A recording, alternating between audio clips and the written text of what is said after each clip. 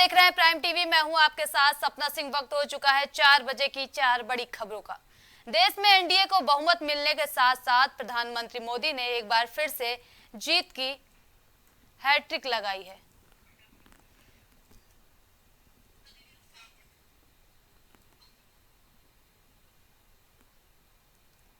एक बार फिर से प्रधानमंत्री मोदी ने जीत की हैट्रिक लगाई है। एनडीए को बहुमत मिलने के साथ साथ प्रधानमंत्री मोदी ने वाराणसी में जीत की हैट्रिक लगाई है। 2014 और 19 लोकसभा चुनाव के बाद अब 2024 में भी प्रधानमंत्री मोदी ने वाराणसी सीट से जीत दर्ज की है और प्रधानमंत्री नरेंद्र मोदी ने इंडिया गठबंधन के प्रत्याशी अजय राय को 1,52,000 वोट से हराया है। लेकिन इस बार प्रधानमंत्री मोदी के जीत का मार्जिन 2014 और 19 के तुलना में कम रहा। वहीं काउंटिंग के बाद से ही इस बात की चर्चा हो रही कि भारतीय जनता पार्टी का सबसे बड़ा गढ़ माने जाने वाले वाराणसी में पार्टी के सबसे बड़ी व्यक्ति के जीत का मार्जिन आखिर क्यों नहीं पहुंचा 4-5 लाख तक।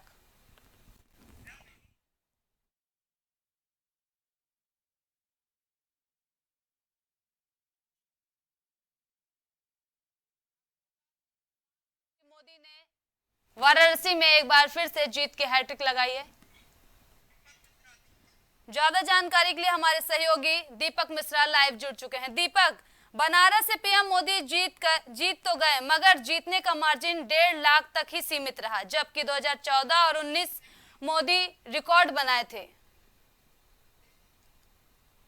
जी, इंडिया गठबंधन की और राहुल अखिलेश ने जो लगातार रोड शो किए, ये कहीं न कहीं ये उनका बहुत बड़ा कामयाबी माना जा रहा है, जिन्होंने सभी को हवा में, जैसे हवा में आंधी में लोग उड़ जाते हैं, वही स्थिति यहाँ भी देखने को मिली। शुरू से यहाँ पे अजय राय लीड करते हुए दिखाई दिए और ये बहुत बड़ी बात है कि शुरू से प्रधानमंत्री जो कि जिन्होंने यहाँ वाराणसी को बहुत अच्छा मंदिर से लेकर सब कुछ यहाँ विकास करवाया और यहाँ पे उन्होंने प्लूटो बनाने का जो वादा किया वो कहीं न कहीं फेल साबित हुआ और यहाँ पे यहाँ की जनता ने भले ही उनको जिता दिया हो, लेकिन कहीं न कहीं ये चीजें आ रही है कि अजय राय यहाँ से काफी मजबूती में उनके साथ लड़े और काफी अच्छी स्थिति में अजय राय उनके सामने उभर के आएंगे।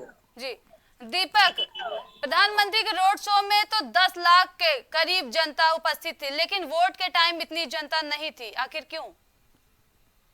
भीड़ तो किसी के रैली में दिखाया जा सकता है, लेकिन भीड़ को वोट में कैसे कन्वर्ट किया जाता है ये तो वोटर ही तय करते हैं।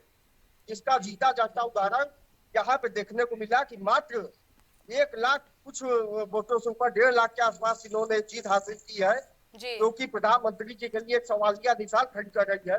यहाँ पे कहीं न कहीं यहाँ की जनता ने बेरोजगारी के मुद्दे पे, यहाँ शिक्षा के मुद्दे पे कहीं न कहीं सभी ने इनको नकारा एकदम साबित कर दिया है, जिसकी वजह से ये चीज देखने को सामने आ रही।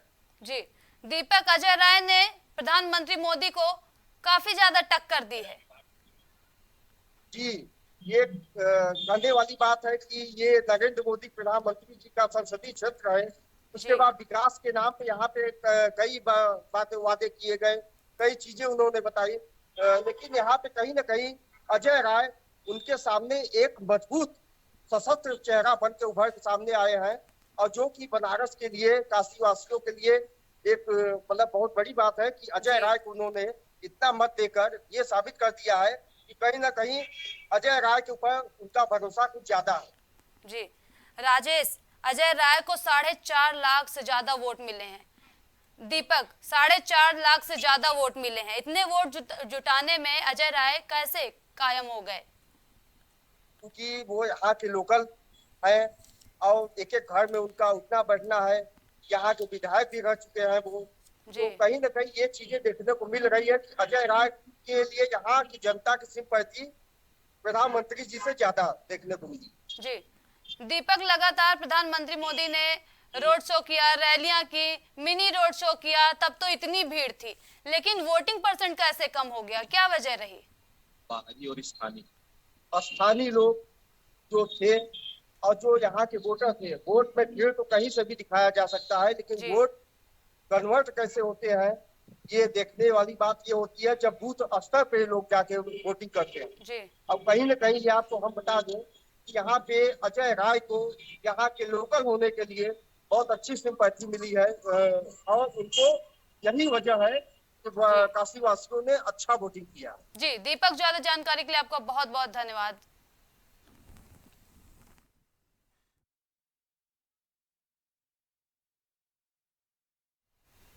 लोकसभा चुनाव रायबरेली के लिए ऐतिहासिक रहा। कांग्रेस प्रत्याशी राहुल गांधी ने 3 लाख से ज्यादा वोटों के साथ प्रचंड जीत हासिल कर ली है। भाजपा के सियासी समीकरणों को ध्वस्त कर दिया है। इस चुनाव में सबसे अधिक नुकसान बसपा को हुआ और उसका बेस वोट भी खिसक कर कांग्रेस में शिफ्ट हो गया।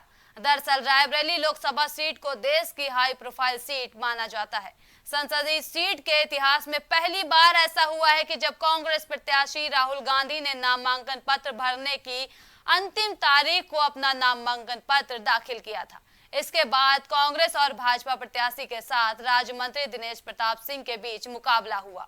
बसपा प्रत्याशी ठाकुर प्रसाद इस चुनाव में निर्दलीय शरीक नजर आए और 20 मई को मतदाताओं ने मतदान कर प्रत्याशियों के भाग्य को ईवीएम में कैद कर दिया, जिसके बाद 4 जून को जब मतगणना हुई तो गठबंधन प्रत्याशी राहुल गांधी ने लोकसभा सीट की 5 विधानसभाओं में जबरदस्त लीड लेकर तगड़ी जीत हासिल की।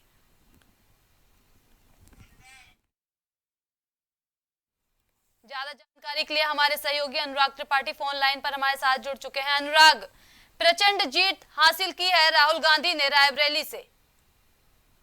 बिल्कुल सपना, देखिए राहुल गांधी को 6,87,000 से ज्यादा वोट मिले हैं और वहीं जो उनके प्रतिद्वंदी थे बीजेपी के दिनेश प्रताप सिंह, वो 2,97,000 ही वोट पा।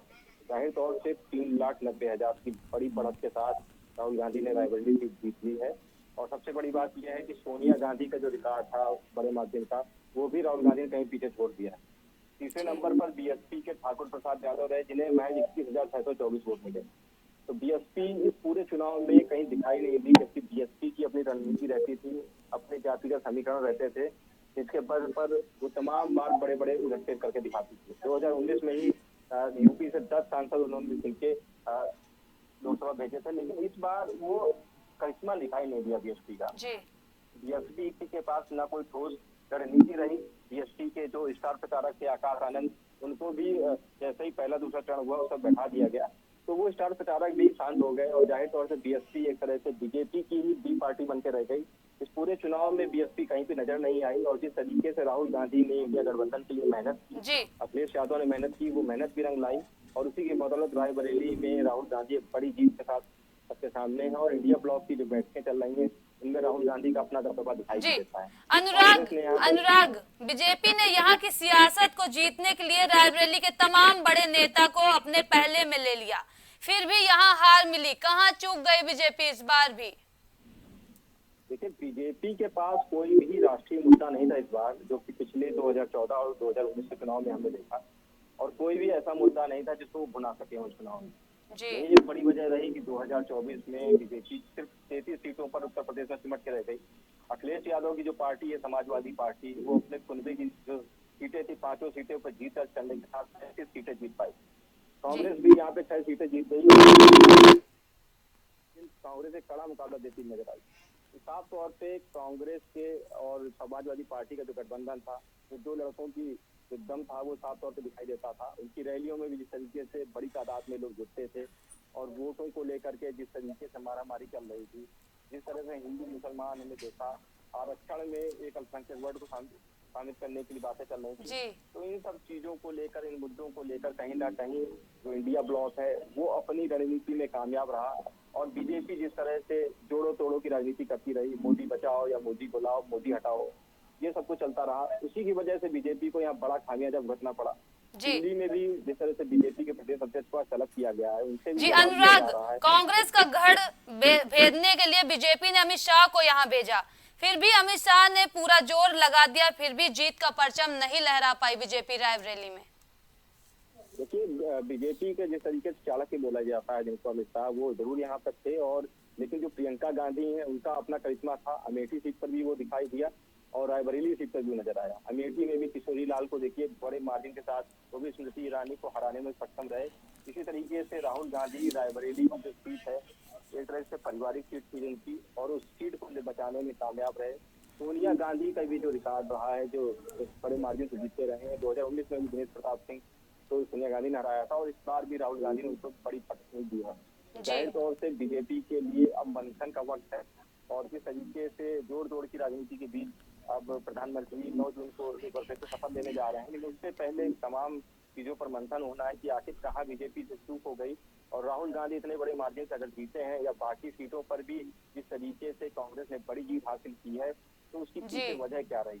तो कांग्रेस को भी अब तमाम आगे रणनीति तैयार करनी है कि इंडिया ब्लॉक को कैसे आगे लेके जाना है और साथ ही बीजेपी को भी अब देखना है कि अपनी सरकार कैसे बचाए रखना है, क्योंकि वो पूरी तरीके से सहयोगियों पर डिपेंड है और सहयोगी जिस तरीके से लगातार उनसे डिमांड कर रहे हैं, टीडीपी हो या फिर जेडीयू हो, नीतीश कुमार और चंद्रबाबू नायडू ने उनको घेर रखा है कि उनको ये मंत्री पद चाहिए कि वो मंत्री पद चाहिए, इनको लेकर तमाम कयास चल रहे हैं और कल संसदीय दल की बैठक है दिल्ली में तमाम, तो उसमें तमाम ये चीजें क्लियर होनी है कि किसको कौन सा पोर्टफोलियो मिलने जा रहा है। लेकिन एक बात तो जरूर है कि इस बार बीजेपी जो प्रचंड जीत हासिल करती रही है 2014 और 2019 में उसको कामयाब होती नहीं दिखती और जिसकी वजह से इस बार सहयोगियों के पाले में बॉल है और सहयोगी ये तय करेंगे कि प्रधानमंत्री आखिर कितने मजबूत होंगे और कितने कमजोर। इस बार मोदी 3.0 की बजाय एनडीए 3.0 की सरकार बनने जा रही है, तो ये जाहिर तौर से दिखाता है कि सहयोगियों के बिना इस बार बीजेपी भी सरकार नहीं बना पाई। तो ये आप प्रधानमंत्री के चेहरे से भी भाव देख सकते हैं। प्रधानमंत्री जिस तरीके से उत्साहित दिखाई देते थे 2014 में और 2019 में, वो उत्साह भी इस बार कम हुआ है और जिस तरह से सहयोगियों की इस बार कह सकते हैं कि बल्ले बल्ले हो गई है। सहयोगी जो चाह रहे हैं अपने हिसाब से डिमांड रख रहे हैं और बीजेपी को मजबूरन अब ये डिमांड माननी भी पड़ेगी, क्योंकि अगर बीजेपी ये डिमांड नहीं मानती है तो सरकार बनाने के लिए जो उनको जादुई आंकड़ा चाहिए 272 का वो हासिल नहीं कर सकती है। तो इसके लिए कहीं ना कहीं सहयोगियों पर डिपेंड है बीजेपी। और इसी तरीके से जिस तरह से कांग्रेस की बात कर ले तो इंडिया गठबंधन की जिस तरह से कल बैठक हुई उसमें ये तय हो गया है कि वो विपक्ष में भी बैठेगी, लेकिन फिर भी उनके पास वो आंकड़ा है कि पार्लियामेंट में जो मनमानी चलती आई है 2014 और 2019 में वो मनमानी इस बार रोक सकेगी। और इसी को देखते हुए जिस तरह से राहुल गांधी पहले से ही प्रयास कर रहे थे कि बड़े से बड़ी तादाद में बड़ी जीत हासिल कर सकें, रायबरेली में उन्होंने बड़ी जीत हासिल करके सारे जो पासे थे पलट दिए हैं। और इसको देखते हुए आप समझ ही रहे हैं कि एनडीए इस बार जो मजबूती के साथ जो पहले आती रही है 400 पार का नारा देती रही है, बीजेपी की तरफ से आता रहा, वो नारा कामयाब हुआ, 300 का आंकड़ा भी नहीं पा सकती है, 292 पे जाके रुक गई है एनडीए। और आप देख रहे हैं कि इंडिया ब्लॉक जो है उसने जरूर मजबूती हासिल की है, लेकिन वो भी उस जादुई आंकड़े तक नहीं पहुंच सकती है। अगर बीजेपी 240 आपका बहुत बहुत धन्यवाद अनुराग।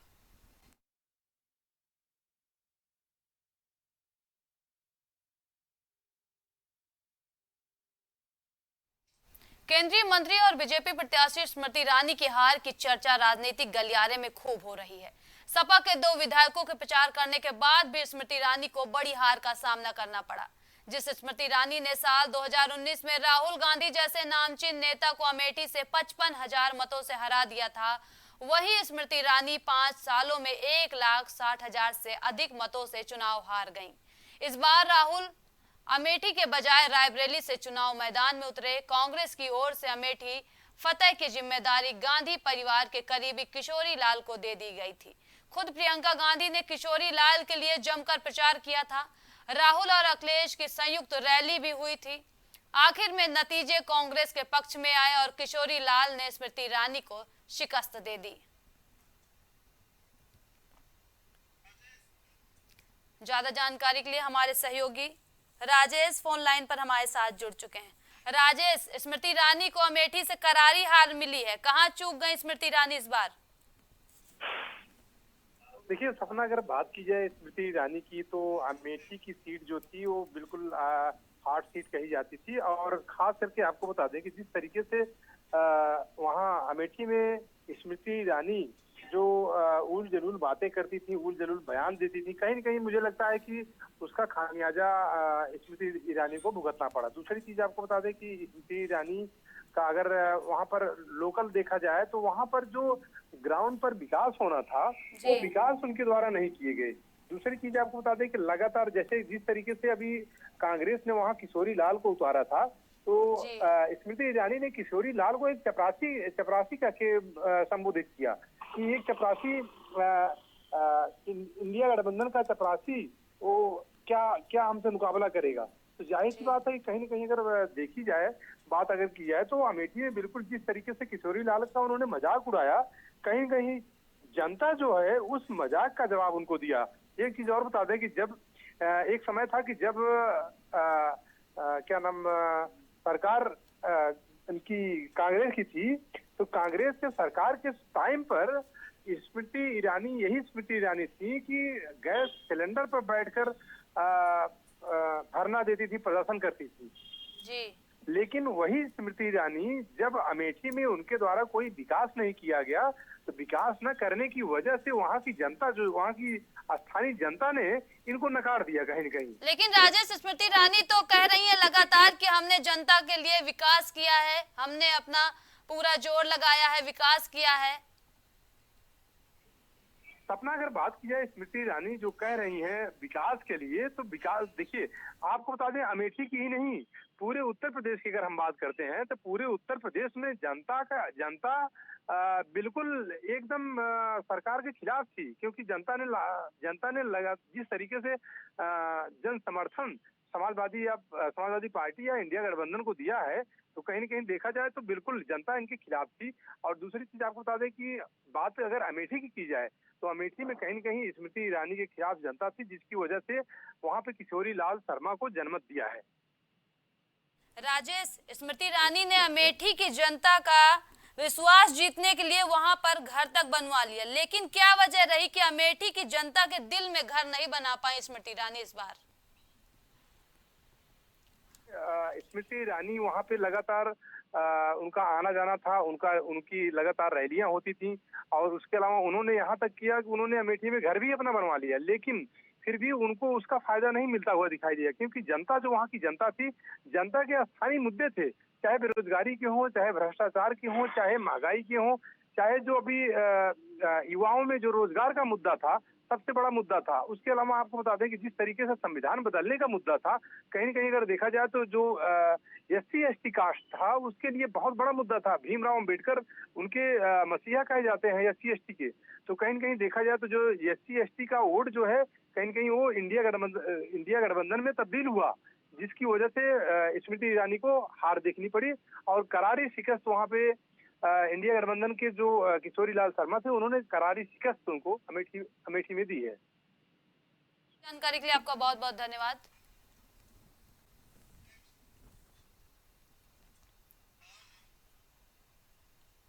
अब हम बात उस सीट की करेंगे जो सीट सबसे ज्यादा चर्चा का विषय बनी हुई है, अयोध्या, जहां डबल इंजन की सरकार आने के बाद विकास की गंगा बहने लगी। साल 2019 में सुप्रीम कोर्ट ने राम मंदिर के पक्ष में जैसे ही फैसला दिया, वैसे ही अयोध्या में मंदिर का निर्माण शुरू हो गया और लोगों का 500 साल का इंतजार खत्म हो गया। 22 जनवरी को प्रभु राम अपने भव्य महल में विराजमान होकर दिव्य दर्शन दे रहे हैं और मंदिर निर्माण के साथ पूरी अयोध्या का कायाकल्प भी भाजपा की डबल इंजन की सरकार ने बदल डाला। लेकिन 2024 लोकसभा चुनाव में अयोध्या से भाजपा के उम्मीदवार को करारी हार का सामना करना पड़ा। ऐसे में सभी के मन में यह सवाल उठ रहा है कि आखिर अयोध्या में इतना विकास होने के बावजूद बीजेपी क्यों हार गई।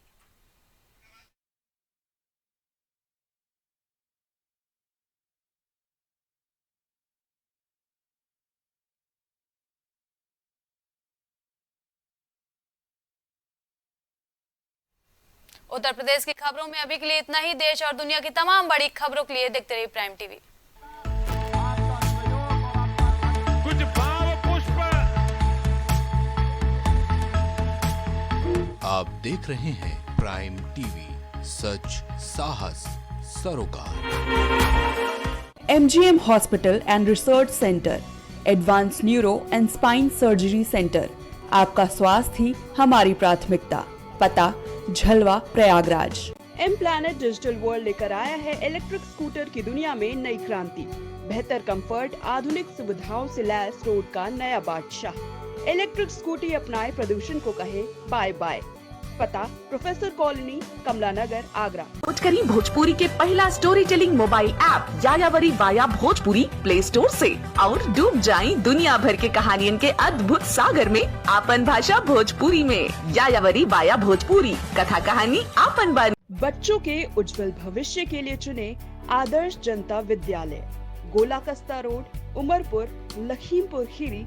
एडमिशन के लिए आज ही संपर्क करें। मस्तिष्क मनोरोग, नस एवं नशा मुक्ति के विशेषज्ञ डॉक्टर राकेश पासवान। पता Sitaram hospital, Darbhanga colony, Lowther road, Prayagraj. Cosmo laser dental clinic and dental implant centre, जो देता है आपको वर्ल्ड क्लास की बेहतरीन डेंटल सुविधाएं। पता प्रथम तल, वृंदावन टावर, ऑपोजिट होटल जेके palace, civil lines, Prayagraj, Uttar Pradesh. संपर्क करें 3938822172। डिंडौरी में अब तक का सबसे बड़ा डिज्नीलैंड मेला और हैंडलूम हैंडीक्राफ्ट बाजार का भव्य शुभारंभ हो चुका है, जिसमें मौत का कुआं और तमाम झूले शामिल हैं। समय शाम 4 बजे से रात 10 बजे तक। स्थान उत्कृष्ट विद्यालय ग्राउंड, डिंडौरी। शिक्षा जीवन सार्थक करता यही मंत्र है मूल्य। शिक्षा की ही ज्योति जलाता बाल मंदिर हाई स्कूल। बच्चों के सुनहरे भविष्य के लिए आज ही चुने Bal Mandir high school, Jabalpur road, Deori, जिला रायसेन। Admission open. ग्वालियर शहर का जाना माना पैलेस, शानदार फैसिलिटीज और एयर कंडीशन रूम्स की अवेलेबिलिटी। तो देर किस बात की, आज ही संपर्क करें जनकपुरी पैलेस और श्रीराम इवेंट, जनकपुरी प्लाजा, दाने बाबा रोड, शताब्दीपुरम, ग्वालियर। फिजियोथेरेपिस्ट नजमा खान की फिजियोथेरेपी के माध्यम से पाए पुराने से पुराने दर्द से तुरंत निजात। सीरा best health care happy family. पता डोंगरपुर नहर, MS रोड, कैलारस, मुरैना, मध्य प्रदेश। सालों से लोगों की स्वास्थ्य का रखा ख्याल, लोगों को जिनसे मिलता है बेहतर उपचार। Doctor Shri Krishna Singh Yadav, consultant physician, जिला चिकित्सालय के सामने, रोशन कुटीर, मुरैना। दशकों से प्रयागराज के विश्वसनीय शैक्षणिक संस्थानों में से एक वैभव क्लासेस, जहां मिलता है शिक्षा का बेहतर एनवायरनमेंट अनुभवी शिक्षकों के साथ। पता near auto sales building, civil lines, Prayagraj. babaSahebShadi.com, ये पोर्टल वेबसाइट शादी विवाह के रिश्तों के लिए ये बहुत ही भरोसेमंद और बेहतरीन पोर्टल वेबसाइट है। अभी तक बहुत सारे लोगों ने इस पर भरोसा किया है और मनचाहा रिश्ता पाया है। ये पूर्णतः सुरक्षित है। आप आज ही अपना निशुल्क पंजीकरण कराएं और मनचाहा रिश्ता पाएं। गोयल सुपर स्पेशलिटी हॉस्पिटल आपके लिए लेकर आया है world class heart care facilities, जहां होता है हार्ट समेत सभी बीमारियों का बेहतर इलाज। संपर्क करें अयोध्या रोड, चिन्हट, लखनऊ। माँ सरस्वती शिक्षण संस्थान मदुरी, राजकीय मान्यता प्राप्त विद्यालय, जहां होता है भविष्य निर्माण। एडमिशन के लिए आज ही संपर्क करें और अपने बच्चों को दिलाएं बेहतर शिक्षा। जिला खीरी, उत्तर प्रदेश। छूट नहीं पाएगी अब यूपी